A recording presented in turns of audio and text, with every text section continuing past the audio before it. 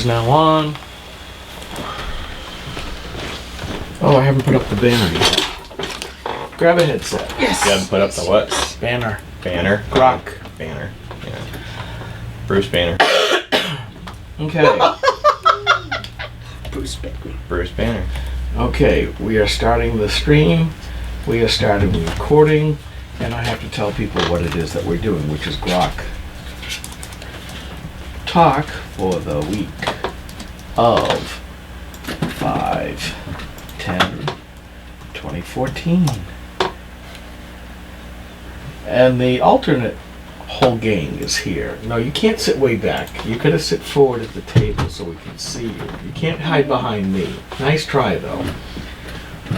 It is me and Susan and Steve. We are your grouches for the week. This is the pre-show. The stuff that we just kind of complain and wheedle and lie about before we actually do the regular show. Lie about. Well, all right, we stretch the truth. Okay, we tell the truth. I was gonna say, where are you going with We this? like to tell Yeah. stories. You're trying to. The trackers are all like. Yeah, well, that's all right. We got to get you. See, this is why I do the pre-show, so I can get all the camera adjustments right. We need Steve's head. How'd you get your batteries all charged up after last night? My goodness. Plugged in. Everything's always plugged in. Okay. Wonderful thing, electricity. You know that stuff that the left wants to take away from us? They just want to make it really, really expensive. Well, electricity liberated more women than the left ever did. Oh, yeah. Yeah, well, they're just, the new EPA rules are coming out. We're going to probably lose about at least 1/3 of our coal-fired plants. So you wait till the summertime and next winter Oh, yeah. when the rolling blackouts come out. Well, when I was growing up in Texas, we always used to say, use more gas, starve a Yankee, or freeze a Yankee. But you guys are doing it to yourselves. No. I mean, it's crazy. It's crazy.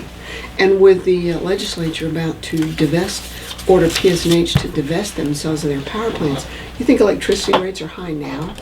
Well, Just wait, boys and girls. well, is it the legislature that's doing it or the PUC, the Public Utilities Commission? Because I thought they were the regulators were the one that were pushing to get rid of it. Well, they did a study, and which is nuts. But It's Mr. Nail. We're not on, right? good morning, Your uh, Eminence. Armed and Fabulous is here. We are actually, one-armed. Fabulous always, but one-armed. actually, we are doing our pre-show, so put on a headset. You've got plenty of news. You can always talk. Yeah. Uh-oh, now he's leaving. I got people coming in at 9 for voter fraud workshop. Oh, cool. You can do Train some that. animals. Yeah. Make sure they're all ready to be entertained and informed. Indeed. I was going to say, yeah, in. you're right, because when The we... right to work guy came yesterday. Oh, right to work? Yeah, yesterday, Friday. So we have a new guy in here. McCain is his name. McCain. McCain. His name is McCain. Yeah, he might take a little bit of grief over that. Well, it's But right to work. MCKAYNE. Put on the headset. You know the drill. Excellent. Ba-boom.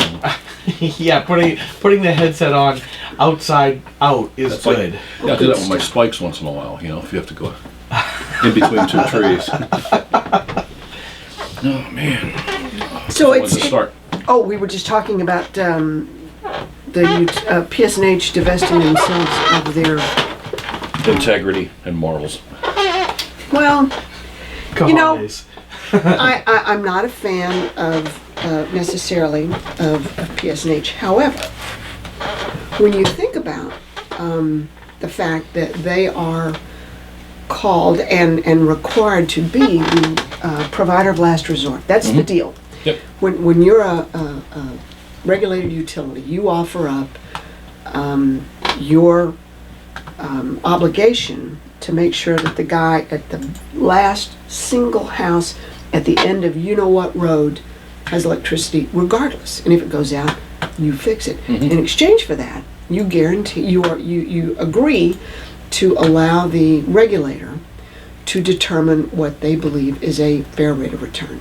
Okay, so PSNH has done that for however many years, I don't know, because I haven't been in New Hampshire all that long, but The problem with being a regulated utility like that is you are subject to unknown abuse from the regulator. And whether it's, putting one more tick to suck the blood out of the utility, whether it's the desulfurization unit that they forced in at Bow, or whatever it is they make you do, divesting of Seabrook, in fact. So you put up with that because you made an agreement. Now, if PUC and the legislature direct that PSNH in fact do sell off their power plants, then there is no one who's left as the provider of last resort. Now, how do you manage that if you're a regulator, or if you're somebody at the end of that road? What happens when the lights go out? Well, oops. You call whoever's in charge. And who's in charge? Well, that's the problem. Nobody is. And in my former life, I used to work with a lot of clients who would go and buy up these power plants that were being divested, typically by sovereign governments like Australia or Germany or places like that.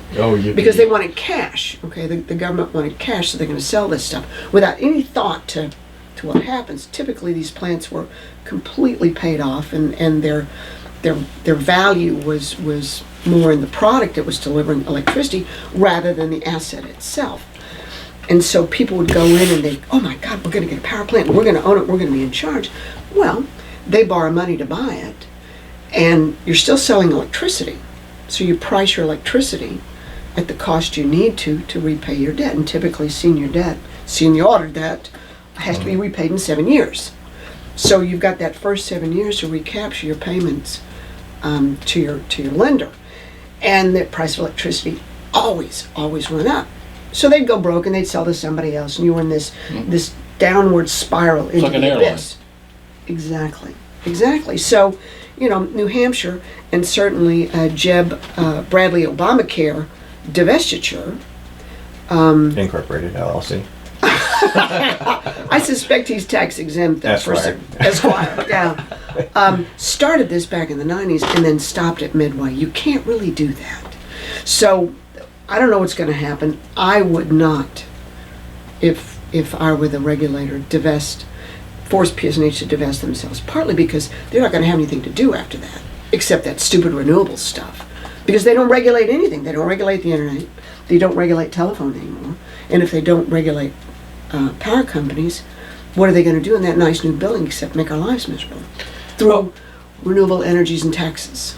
I always thought it was rather interesting that they forced PSNH to put in that coal scrubber at the cost of $400 million, and now a few years later they're complaining about the cost of the electricity, which they have artificially put upon PSNH because of that. Say it with me, stranded assets. Yes. And, And then there's all the RGGI costs that they had to pay for up front for carbon credits that they didn't really need, that they then had to dump on the consumers. So, We had QIP charges when I first moved here in '78. Remember that? The construction work in progress charges. Seabrook. It's like $4 a month for people, and they said, "Oh, we got to get rid of that." And it skyrocketed. Well, prices. I look at it the same way that I do with our socialized medicine. First, people complain, well, we have to take care of the poor and the helpless, so we're going to put the hospitals at risk by demanding that they, and regulating that they give out free care. Then they do the same thing to us, saying, look how much we're paying for all of you. You guys now have to follow our regulations. So it's like the mouth bit. First we give you stuff, and then we start to complain because we're giving you so much. It's costing us so much. So now here comes the freedom hammer on top of you. I see the same thing happening to PSNH. Here, you've got to do all this stuff. Now your prices are so high, we're going to bring the hammer down. It's like, well, this is what socialists do. They create the problem, they create the chaos, and then just drop it down. Well, I would agree with that to an extent, but if you're a power company, 3 minutes, right? Mm-hmm. Okay. 2.5. The deal you cut was, in exchange for that guaranteed rate of return, you could make long-term plans, 10, 15, 30 years out. And when you consider that the properly maintained life of an average generating station the size of, say, Bow or Seabrook certainly can be 60 years. Mhm. Okay, if it's properly maintained and you take good care of it and you manage your fuel properly. So the ability to say, okay, I've got 30 years to recover my investment.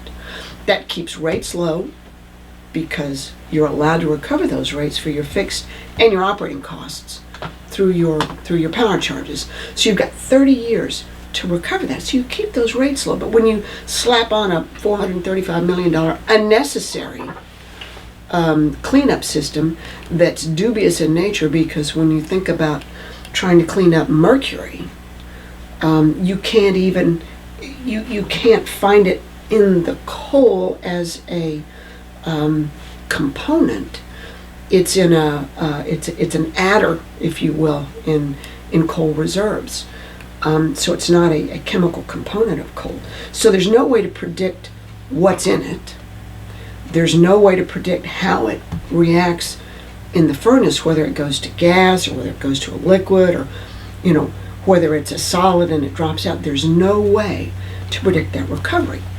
So what they ended up with was a very fancy sulfur dioxide scrubber that allows them to burn a higher sulfur, cheaper coal because they have the equipment to clean up the additional sulfur. So it's not a bad thing, but it was a phony discussion on the part of the House Science and Technology Committee under the chairmanship, I think was it Nada Kane at the time.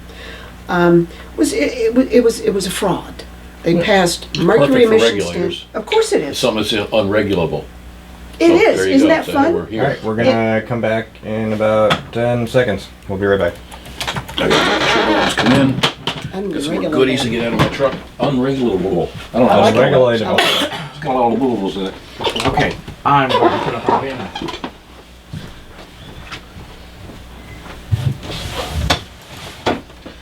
It's just a case to deindustrialize us all.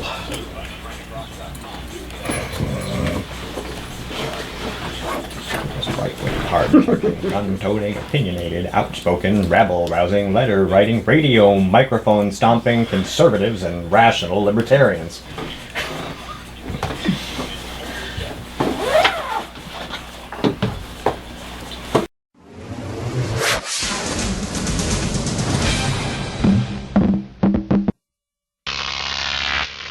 GrokTV.